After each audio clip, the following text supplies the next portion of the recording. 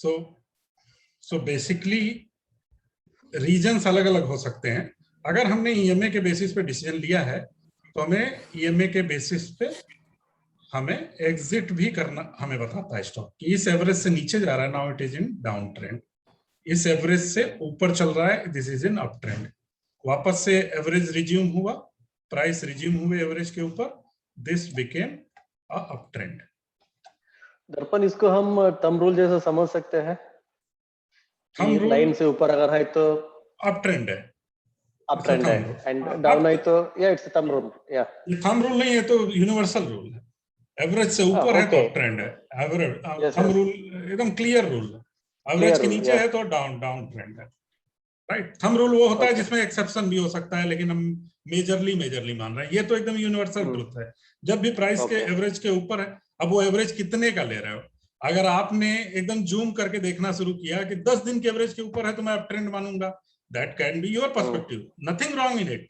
आपका पर्सपेक्टिव क्या, आप 4 दिन के लिए अगर स्टॉक खरीदने जा रहे हो, इमेजिन करो आज खरीदता हूं, थर्सडे इसको प्रॉफिट बुक करके पार्टी करूंगा, इस पर्सपेक्टिव से सोचते हो तो आप क्या देखोगे, स्टॉक 7 डेज के एवरेज के ऊपर होना चाहिए। अगर वो एवरेज मेंटेन रहा 7 डे का तो मैं उसमें इन्वेस्टेड रहूंगा। अगर प्राइसेस 7 डेज के एवरेज के नीचे आते हैं तो मैं निकल जाऊंगा। तो आपको कौन से स्टॉक ढूंढने पड़ेंगे, वो स्टॉक ढूंढने पड़ेंगे जो अभी अप ट्रेंड जस्ट शुरू हुआ और वो 7 डेज के एवरेज को जस्ट फॉलो कर रहा था। सारे क्राइटेरिया मैच करके आप एंट्री करोगे तो आपका क्या होगा, या तो वो स्टॉक ऊपर अप ट्रेंड में रहेगा, नहीं तो आपको पता चलेगा कि जब 7 डेज का एवरेज ब्रेक हो गया तो मैं निकल जाऊंगा। तो you can follow 7 days average, right. आपका मोटिव क्या था, आपका मोटिव था कि मुझे 7 डेज को फॉलो करना है, तो वैसे 50 डेज को फॉलो करना है। किसी ने 2 महीने के लिए इन्वेस्ट किया, उसको लगा कि ये अभी ब्रेकआउट मिला है 50 डेज एवरेज से, प्राइस अप ट्रेंड में था, मैं आगे इसको ले लेता हूं। अब जब तक ये 50 डेज के एवरेज, अगर एवरेज ही ऊपर जा रहा है, आप प्रॉफिट में कब रहोगे। देखिए बेनिफिट समझिए एक्सपोनेंशियल मूविंग एवरेज का। पहले आपने स्टॉक को फाइंड आउट किया कि वो अप ट्रेंड में है। कैसे पता चला अप ट्रेंड में है, इसका एवरेज ही ऊपर जा रहा है। कैसे पता चला कि एवरेज ऊपर जा रहा है, मत देखिए, मान लीजिए, काउंट करिए। यहाँ पे आपने प्राइस रखा, एक्सपोनेंशियल मूविंग एवरेज क्या आ रहा है, यहाँ पे देखिएगा, यहाँ पे देखिएगा, यहाँ पे वैल्यू बता रहा है, देखिए ध्यान से ग्रीन कलर की, ये ईएमए की वैल्यू बता रहा है 16,038। और उसको एक वीक के बाद देख लीजिए क्या एवरेज आ गया, 168। उसके ऊपर फिर यानी आपको पता तो चल रहा है कि अब एवरेज ही ऊपर जा रहा है, यानी ये स्टॉक अप ट्रेंड में है। तो ये स्टॉक अप ट्रेंड में था, प्राइसेस गिरे, वापस से एवरेज के ऊपर आ गए। यहाँ पूरा जो जोन बना हुआ था, इस जोन के ऊपर प्राइस चला गया। अब ये कैसे करना है ये हम सीखेंगे बाद में।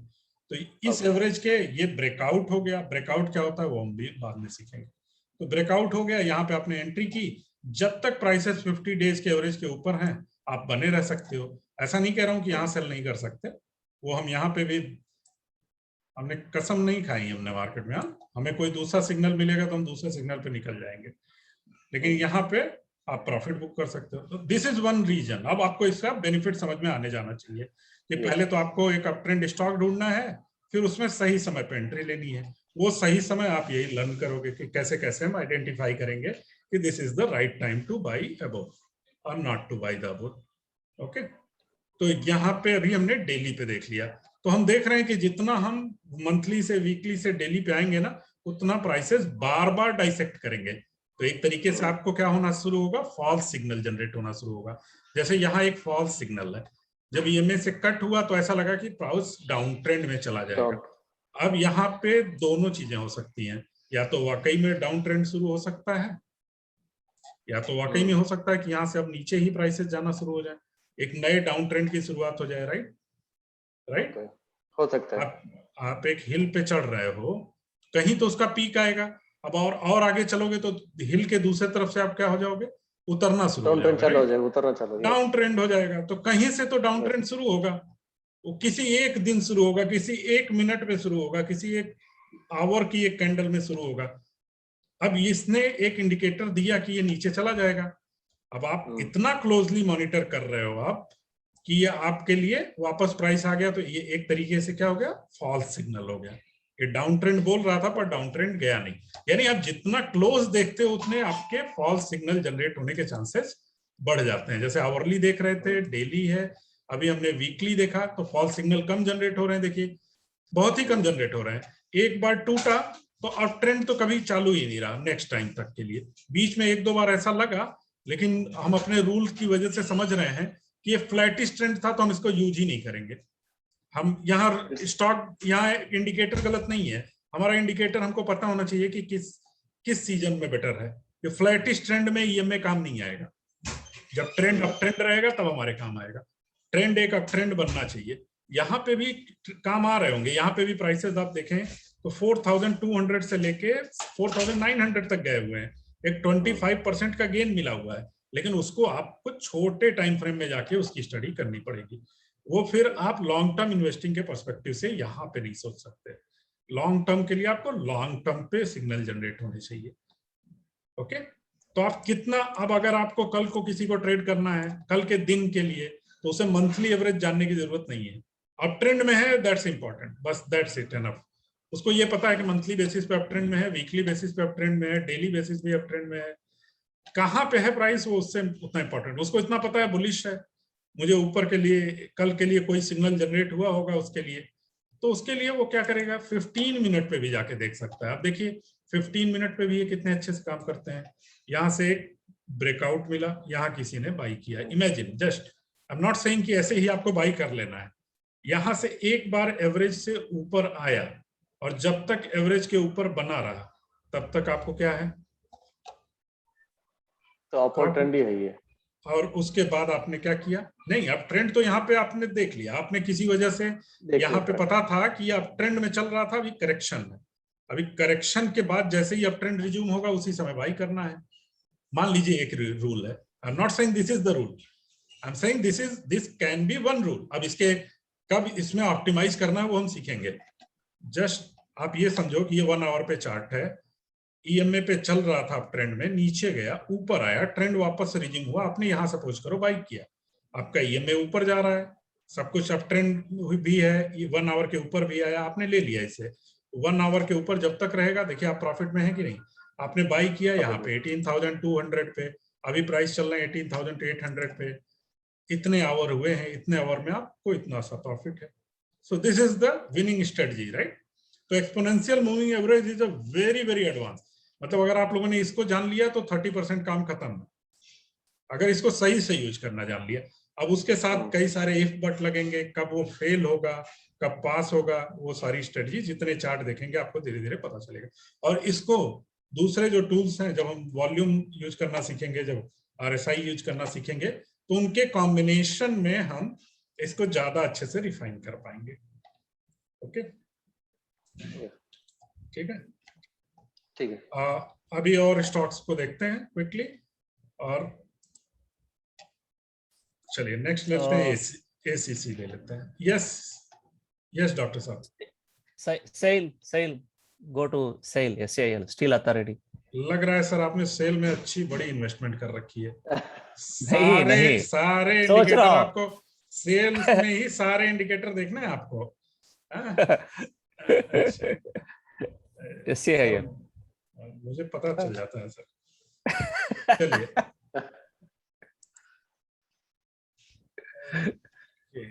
yes.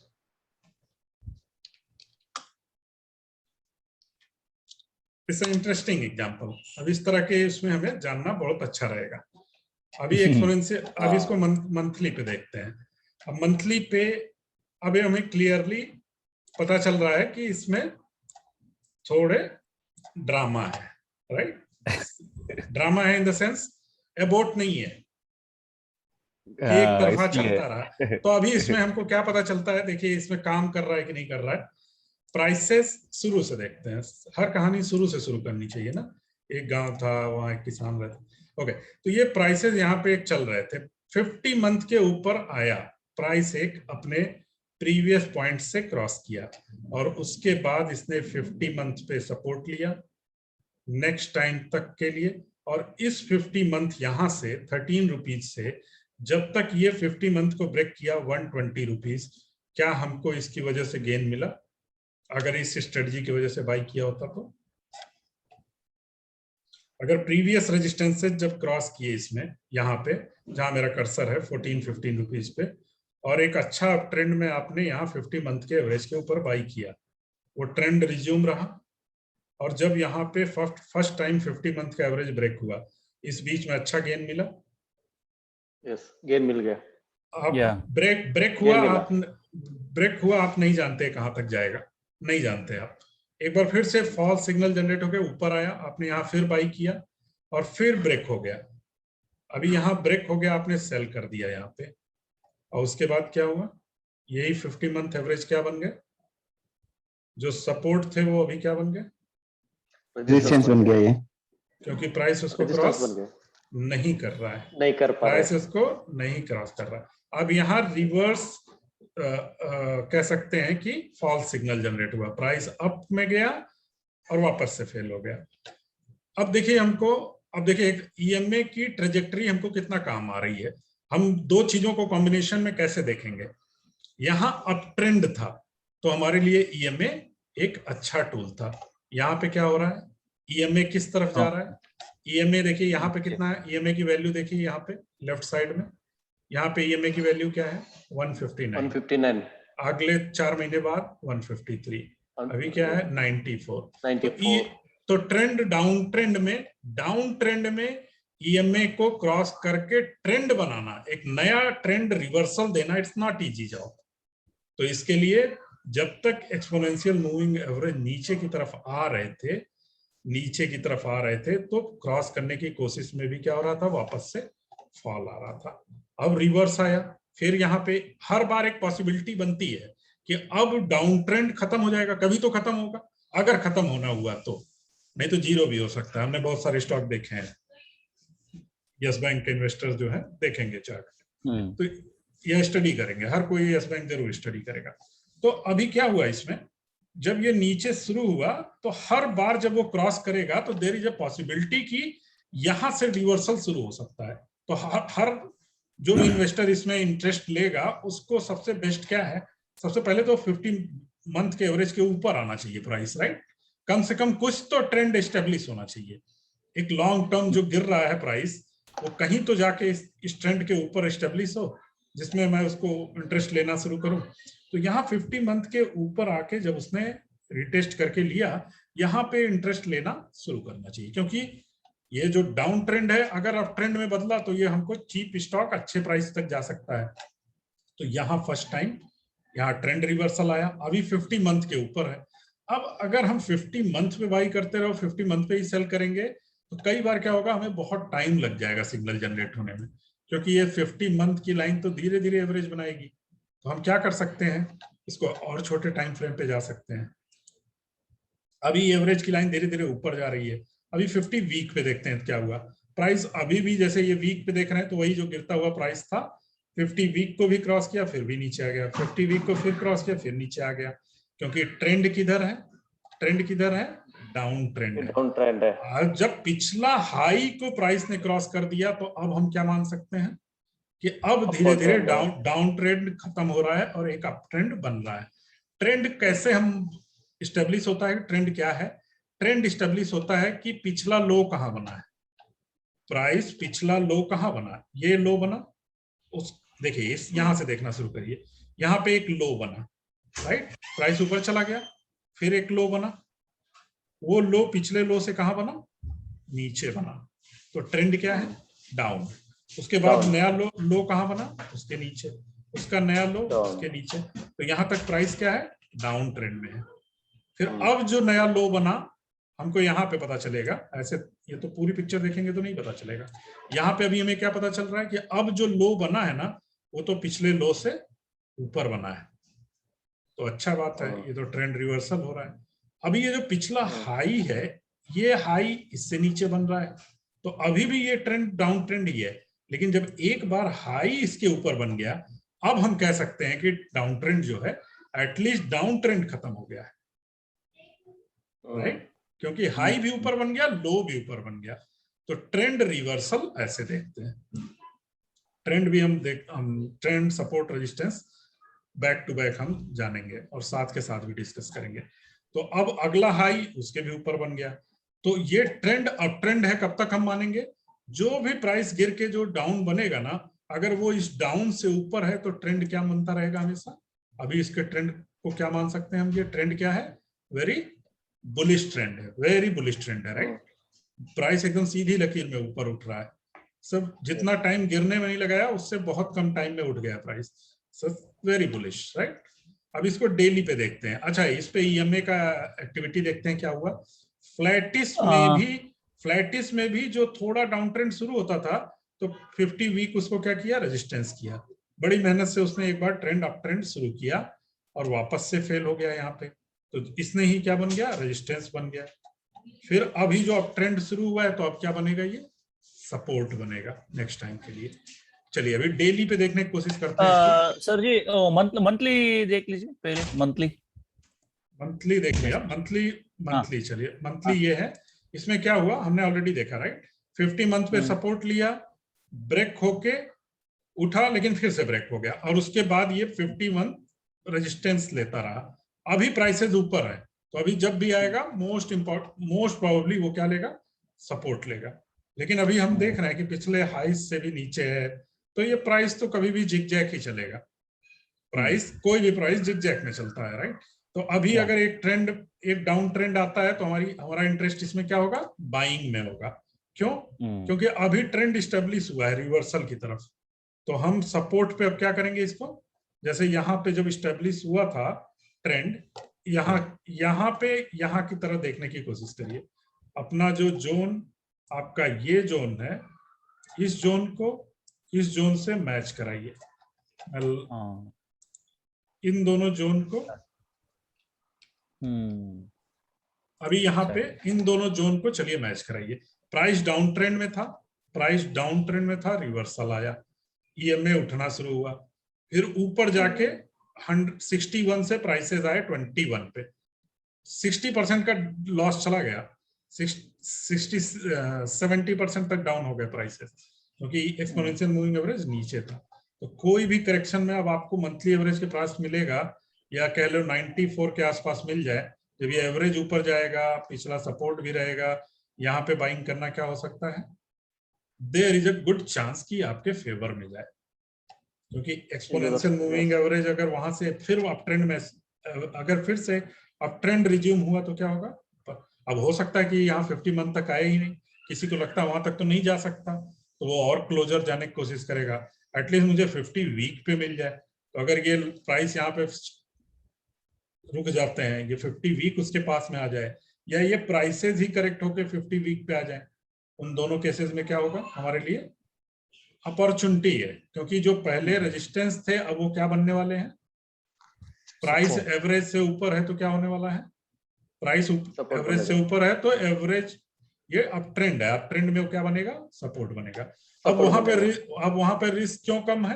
क्योंकि अगर फेल हुआ तो हमें पता चल जाएगा कि इसने सपोर्ट नहीं किया, तो हम एग्जिट हो जाएंगे। तो कोई भी इन्वेस्टमेंट में जो रिस्क है वही रिस्क इसी बात का है कि हमने अब जितना क्लोज बाई करेंगे उतना क्या होगा हमारा रिस्क? उतना ही कम होगा हमारा रिस्क, क्योंकि अगर फेल हुआ तो हमें तुरंत 10 रुपये नीचे ही पता चल जाएगा। अब अगर मान लो यहाँ बाई किया आपने, तो आपको फेल्योर का पता कब चलेगा कि ये ट्रेंड कब खत्म हो रहा है? देखिए मल्टीपल तरीके हैं। एक तो आपको इस लो के नीचे बनेगा तब पता चलेगा, यानी आपने 145 पे बाई किया, ये यहां जाने के बाद भी ये स्टॉक अप ट्रेंड में रह सकता है, क्योंकि अभी भी लो तो इसके नीचे, इसके पिछले लो से ऊपर ही बन रहा है, राइट? तो यहां तक भी आप ये नहीं कह सकते कि स्टॉक डाउन ट्रेंड में आ गया, लेकिन ये तो बहुत बड़ा लॉस हो जाएगा। अब यहां आने के बाद फेल हुआ तो आपने डिसीजन ही नहीं ले पाओगे 50% डाउन होने तक। तो इसलिए आपको बाई कब करना चाहिए? बाई एवरेज के जितना क्लोज हो सके, रिवर्सल के जितना जल्दी हो सके वहां बाई करना चाहिए, क्योंकि आप यहाँ पे बाई किया होता, ये फेल होता तो आपको इमीडिएटली 10-20 रुपए के लॉस में ही पता चल जाता। और अगर एवरेज ही ऊपर जाने वाला है तो टाइम आपको क्या देगा? टाइम आपको एडवांटेज देगा, आपको हेल्प करेगा। तो इन्वेस्टिंग के साथ जो टाइम देते हैं वो टाइम ऐसे हेल्प करता है कि आपने अप ट्रेंड वाला स्टॉक खरीदा तो 3-4 महीने बाद ट्रेंड ही एवरेज ही ऊपर आ गए। अब एवरेज तो प्राइस को सपोर्ट करने वाला है, तो आप विनिंग स्ट्रेटजी लॉन्ग टर्म की कैसे बनाते हो? आप ऐसा नहीं बोलोगे मैं तो लॉन्ग टर्म का इन्वेस्टर हूं, आपने सेल खरीद दिया, लॉन्ग टर्म में वो प्राइस 0 हो जाएंगे। लॉन्ग टर्म का यही मतलब होता है। समझ रहे हो बात को? अगर ये प्राइस नीचे की तरफ जा रहे हैं तो लॉन्ग टर्म में क्या होगा? किसी ने यहाँ लॉन्ग टर्म इन्वेस्टर बना कोई, तो ये लॉन्ग टर्म में ये प्राइसेस कहाँ जा रहे हैं? नीचे नीचे जा रहा है। तो लॉन्ग टर्म का ये मतलब नहीं है कि लॉन्ग टर्म इन्वेस्टर हूं तो मुझे पैसा मिलेगा ही मिलेगा। लॉन्ग टर्म में उसका ट्रेंड किधर है? अगर वो नोज ड्राइव कर रहा है, नीचे की तरफ जा रहा है, तो लॉन्ग टर्म में उसका ट्रेंड किधर है? तो ट्रेंड देखेंगे। अभी हम नेक्स्ट टॉपिक भी इसी में ला रहे हैं, सपोर्ट रेजिस्टेंस एंड ट्रेंड देखना हम नेक्स्ट डिस्कस करेंगे। ओके दर्पण जी, इसमें और एक ए में 20 का भी सुपर इम्पोज करके देख सकते हैं how it gives the trend. बिल्कुल देखेंगे। वो देखिए 20 लो, 50 लो, 100 लो, 200 लो, टॉपिक वही रहेगा। एक बार 1+1 जोड़ना सीख गए तो 100 में भी 1 जोड़ लेंगे, 200 में भी 1 जोड़ लेंगे। Got it. हाँ, तो कॉन्सेप्ट पता होना चाहिए, वो तो हो सकता है। ओके। तो अभी क्या हो रहा है कि अभी ये यहाँ पे वीकली पे अप ट्रेंड है। अब डेली पे आ जाते हैं। डेली पे क्या कर रहा है? अभी ये तो बहुत अच्छे से सपोर्ट दे रहा है, ध्यान से देखिए। यहाँ से चला, फिर यहाँ सपोर्ट दिया, यहाँ सपोर्ट दिया, यहाँ सपोर्ट। अभी ये ट्रेंड क्या हो रहा है? फ्लैटिश हो रहा है, राइट? तो एक चांस है कि ये ब्रेक हो जाए, क्योंकि अभी तो कितनी बार सपोर्ट देगा, राइट? राइट, तो हो सकता है कि ये ब्रेक हो जाए। तो अब ब्रेक होगा कब पता चलेगा आपको? आप ये प्राइस फ्लैट है 119 के ऊपर, 119 के पास आपका सपोर्ट है। अगर इसके नीचे चला जाएगा प्राइस तो क्या हो जाएगा? ब्रेक ऊपर भी हो सकता है, नीचे भी हो सकता है। हाँ, ब्रेक ऊपर नीचे भी हो सकता है। वो ब्रेकआउट हम बाद में सीखेंगे। अभी ईएमए पे बात करेंगे। हमारा फोकस एकदम जो है ना अर्जुन की तरह रहेगा, चिड़िया की आंख पे। एक्सपोनेंशियल मूविंग एवरेज पे नजर रखिए, ठीक है? एक्सपोनेंशियल मूविंग एवरेज पे क्या होगा? या तो यहाँ से ब्रेक होगा या तो यहाँ से बाउंस मिलेगा। यहाँ पे बाउंस दिया, यहाँ पे बाउंस दिया, यहाँ तो अब 50 दिन के एवरेज के सहारे ही थोड़ी सेल की पूरी जर्नी चलेगी। पूरी जिंदगी इसके 50 दिन पे ही तो नहीं चलेगी, कभी तो टूटेगा। फिर तभी तो 200 दिन वाला काम आएगा ना। नहीं तो वो बेचारा कहेगा मैं, मेरा जीवन तो खराब हो गया, काम ही नहीं आ रहा हूँ। तो अभी देखिए 200 दिन कैसे काम आता है। तो ये जो अब दो का कॉम्बिनेशन क्यों यूज करते हैं, ये टॉपिक अभी हम डिस्कस करेंगे। दो के कॉम्बिनेशन से हमको और जजमेंट्स देखने को मिलती है। एक होता है जो नजदीक का एवरेज लेंगे, जैसे क्लोज एवरेज लिया आपने 50 डे 50। अब वीक पे बात करेंगे तो 50 वीक हो जाएगा, 200 की बात करेंगे तो 200 वीक हो जाएगा। जब वीकली चार्ट लगाया तो ये अपने आप इसके कैलकुलेशन वीकली पे चले जाते हैं, जब डेली लगाया तो डेली पे हो जाते हैं। बेसिकली ये 50 ईएमए है। जो टाइम फ्रेम चूज करोगे उस पे वो कन्वर्ट हो जाएगा, उसका फार्मूला ऐसा बनाया हुआ है। तो दो के कॉम्बिनेशन से क्या होता है, हमको जजमेंट देखने को मिलती है कि किसी पर्टिकुलर टाइम पे लॉन्ग टर्म ट्रेंड क्या है और शॉर्ट टर्म ट्रेंड क्या है। लॉन्ग टर्म क्या है? 200 चूज किया तो 200 वीक हमारे लिए लॉन्ग हो गया। एक लॉन्ग टर्म इन्वेस्टर कैसे सोच रहे हैं, उनकी क्या पोजीशन है, वो लोग विनिंग हालत में बैठे हैं कि लूजिंग पोजीशन में बैठे हैं। अगर प्राइसेस एवरेज के नीचे हैं तो एक्चुअल में क्या हो रहा है? लंबे समय के इन्वेस्टर्स लॉस में बैठे हैं, राइट? अगर प्राइसेस ईएमए के नीचे है तो वो क्या सिग्निफाई कर रहा है, उससे हमें क्या मिल रहा है नॉलेज, कि वो लोग लॉस में बैठे हैं। और जो रिसेंट वाले हैं वो प्रॉफिट में बैठे हैं। तो जनरली कोई भी लॉस में नहीं बैठना चाहता। वो कहता है कि बस हे भगवान, हे नाग देवता, 3 इडियट का सीन याद करिए, बस ये वाला पास करा दो, इस स्टॉक से एक बार निकलवा दो, फिर मैं दूर से लौट के सेल को नहीं देखूंगा। 3 इडियट मूवी देखी है ना? वो नाग देवता जैसा हाल हो जाता है। तो जैसे ही ऊपर आता है लोग सेल कर देते हैं, ठीक है? तो टेंडेंसी ये होती है, हम लोग सब लोग लॉस पोजीशन में से क्विकली निकलना चाहते हैं। तो जो एवरेज के नीचे जब होता है ना तो उसमें सेलिंग आती है। देखो ये क्यों सेल कर रहे हैं, वो कोई तो यहाँ पे नाग देवता को दूध चढ़ाया कि एक बार ऊपर ले आ दो भगवान, बस यहाँ पे जैसे ही मौका मिला उसने पूरी ताकत से सेल कर दिया। सेल किया। फिर कुछ और लोगों ने फिर दूध चढ़ाना शुरू कर दिया, फिर जैसे ऊपर आया फिर सेल कर दिया। तो जो टेंडेंसी जब ट्रेंड की निगेटिव होती है ना तो हर अपसाइड में सेल आता है। और जब टेंडेंसी अपसाइड हो जाती है तो कुछ लोग प्रे करते हैं कि अरे यार इतना पैसा रखा है मैंने कैश में और मार्केट तो इतनी ऊपर है, थोड़ी क्रैश करा दो। तो कुछ लोग अभी जो है नाग देवता का दूध चढ़ा रहे होंगे कि मार्केट में क्रैश आ जाए, मेरे पास बहुत कैश रखा हुआ है। यहाँ पे मैं जान रहा हूँ लोग बड़े बड़े कंट्रीज में रियाल लेके बैठे हुए हैं कि सीख के जो है 1 ट्रक पैसा इन्वेस्ट करना है, ठीक है? तो वो लोग जो है डेली क्रैश मना रहे हैं। तो टेंडेंसी यही होती है कि जब अप ट्रेंड रिज्यूम होता है ना तो हर डाउन ट्रेंड पे बाइंग आती है। और जब डाउन ट्रेंड होता है तो हर अप ट्रेंड पे सेल आता है। तो ईएमए उसी को सिग्निफाई कर रहा है। तो ईएमए आपको हेल्प करेगा कब बाई करें, यहाँ क्यों ना कर ले, यहाँ क्यों ना कर ले।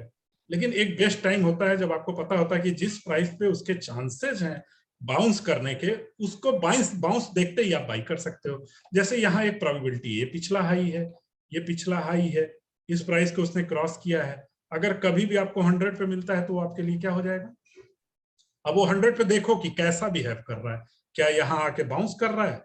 पहले तो आप प्रोबेबिलिटी देखोगे, ऐसा एज्यूम करोगे कि ये हो सकता है, दिस इज द पॉसिबिलिटी।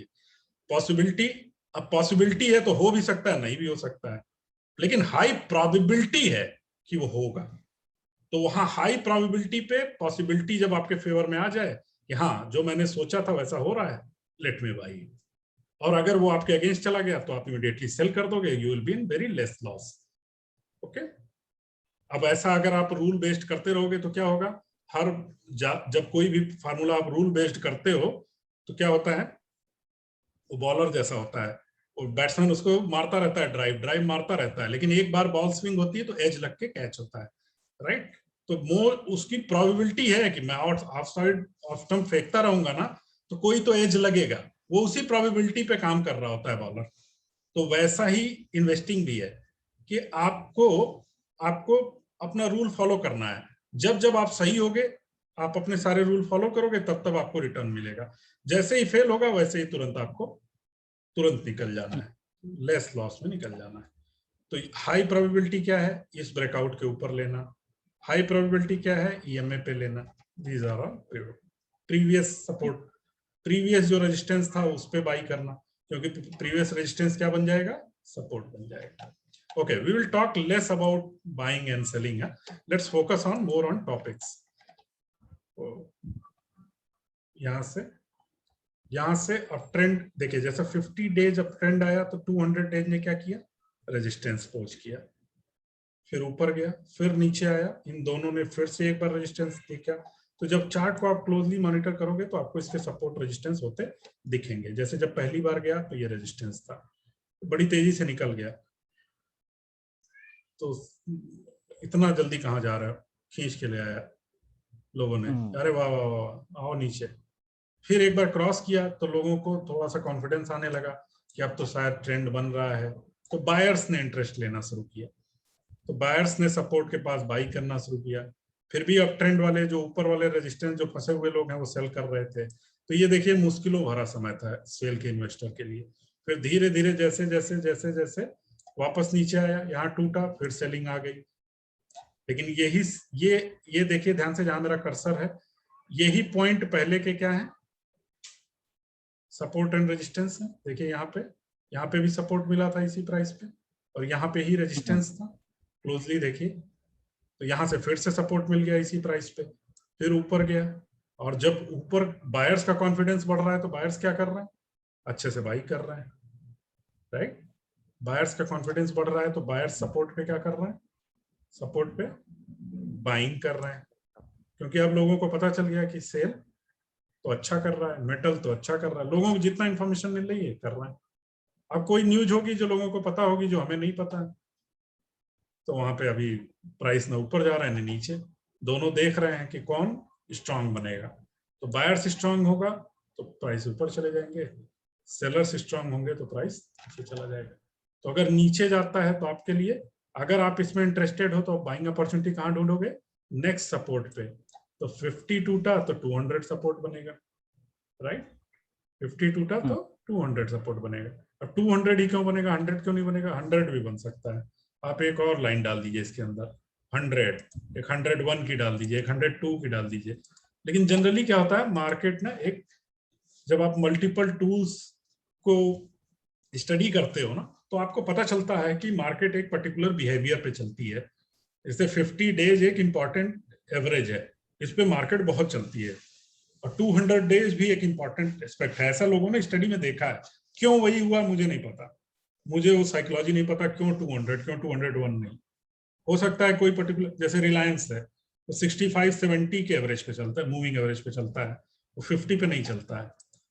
तो कोई पर्टिकुलर स्टॉक क्यों वैसे बिहेवियर पे करता है वो उसका मन है, हम जो करेगा उसको मान लेंगे, अच्छा ये ऐसा करता है, हम उसको फॉलो करेंगे, ठीक है। उस क्यों ऐसा करता है उसको ज्यादा खोजने की कोशिश करेंगे तो फिर रिसर्चर बन जाएंगे। हमको तो उसका रिसर्च का बेनिफिट उठाना। अभी 100 किया, 100 भी करेगा, 100 पे भी सपोर्ट मिलेगा, लेकिन वो वहीं से सपोर्ट लेके उठ जाएगा, वो स्टेब्लिश हो जाएगा, वी डोंट नो। 100 भी करता है, जरूरी नहीं 200 तक आए, 100 से ही आके उठ सकता है। तो वेरियस पॉसिबिलिटी है, उसको हम ऑब्जर्व करते रहेंगे कोई भी स्टॉक में स्टडी करने जाएंगे तो। अगर वो 100 से उठ के फिर 50 को भी क्रॉस कर जाता है तो फिर हम 200 का वेट नहीं करेंगे, then we will see the new possibility and we will take decision accordingly. चलिए अभी क्विकली 9 मिनट है, मैं कोशिश करता हूं कि 9 अलग अलग स्टॉक को अलग अलग टाइम फ्रेम पे दिखाऊं आपको। अदानी एंटरप्राइजेज 50 डेज पे उसने हर बार सपोर्ट लिया है अभी तक। जब ये यहाँ 200 के नीचे था, रेजिस्टेंस लेता हुआ दिख रहा है आपको। अच्छा, जब ये 50 डेज ब्रेक किया यहाँ पे तो क्या करना चाहिए था एक स्मार्ट इन्वेस्टर को? 50 डेज एवरेज ब्रेक किया है कि स्मार्ट इन्वेस्टर को क्या करना चाहिए? प्रॉफिट बुक कर देना चाहिए, या यहाँ खरीदा है तो एग्जिट करना चाहिए, यहाँ खरीदा है तो लॉस भी बुक कर देना चाहिए, बेसिकली एग्जिट करना चाहिए और वापस से वेट करना चाहिए। नहीं तो ये प्राइस कहां तक जा सकते हैं, अगर 220 पे नहीं बेचा तो ये 120 पे बेचना पड़ सकता है। ऐसा हो सकता है, इसी पॉसिबिलिटी से डर के। ऐसा रोज रोज नहीं होगा, लेकिन जिस दिन होगा वो भेड़िया आएगा ना जिस दिन, उस दिन हम लॉस में आ जाएंगे, तो हम वेट ही नहीं करेंगे, हम यहीं पे मान लेंगे ठीक है भेड़िया आ रहा है बेच दो, नहीं आएगा फिर खरीद लेंगे, एक बटन ही तो दबानी है, राइट।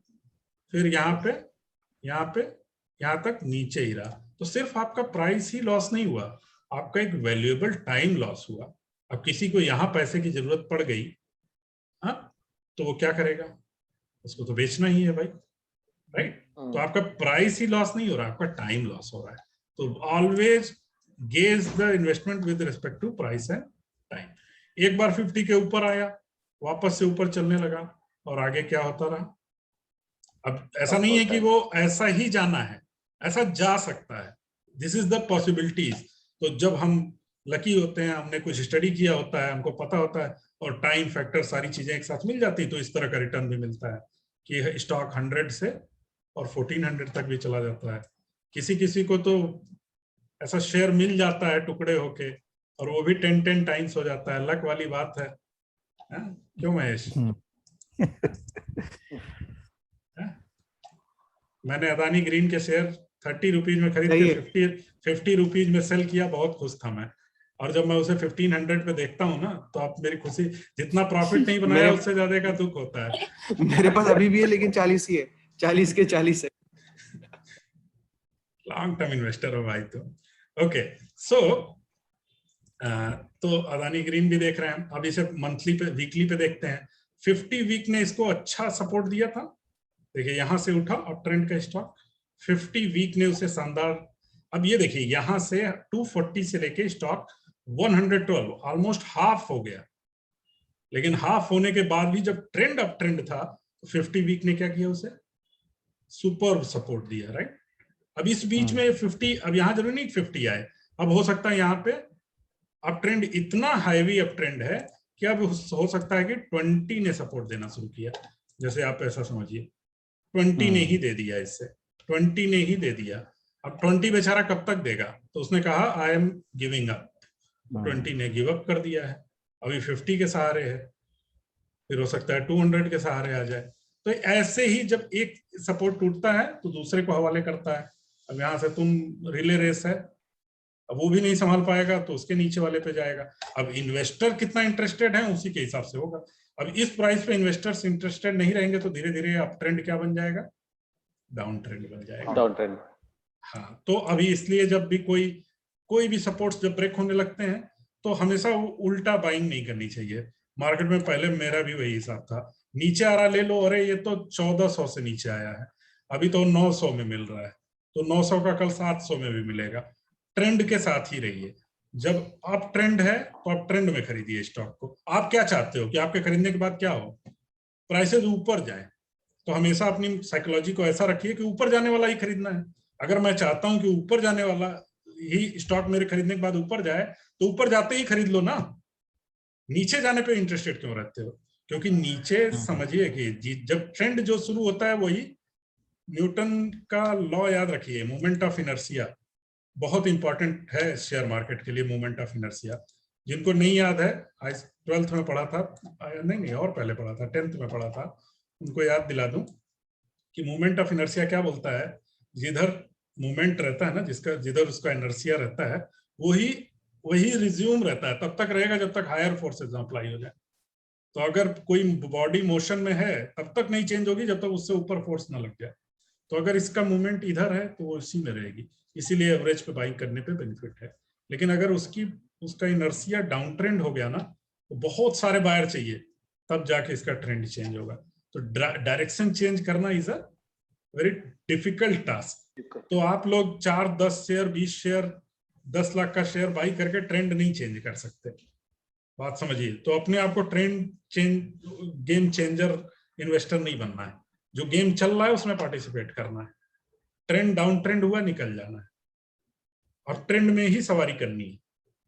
ओके, और इतने सारे स्टॉक हैं, क्यों डाउन ट्रेंड की सवारी करनी है? अब यहाँ पे भी कोई कहेगा ये तो डाउन ट्रेंड था, क्यों सवारी की? ये अप ट्रेंड था, ये डाउन ट्रेंड नहीं था। ये अप ट्रेंड की अपॉर्चुनिटी थी। लेकिन मैं ये नहीं बोलता हूँ कि आपको इसी पिन पॉइंट पे बाई करना है। दैट यू विल लर्न कि इसको कब बाई करना है। जब कब हमें मान लेना है कि अब ये डाउन ट्रेंड जो था वो स्टेब्लिश हो गया, अब वापस से रिज्यूम हो गया है। कब रिज्यूम मान के कर सकते हैं?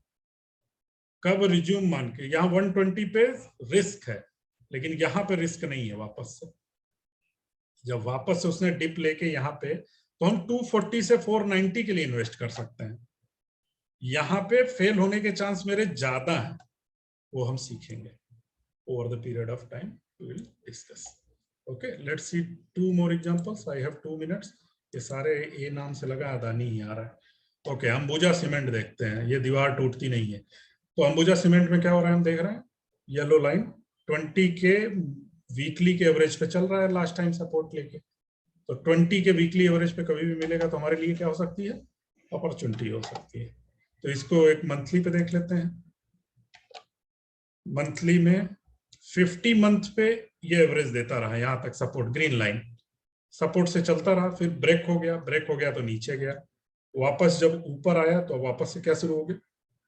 यानी ईएमए से किसी भी स्टॉक का ट्रेंड भी गेज कर सकते हो। ईएमए किधर जा रहे हैं, नीचे से आके क्या वापस से ट्रेंड स्टेब्लिश हो गया तो ऐसे स्टॉक को, यानी EMA basically support and resistance है, क्योंकि वो एवरेज है। एवरेज हमेशा सपोर्ट करेगा, एवरेज हमेशा अगेंस्ट चलेगा।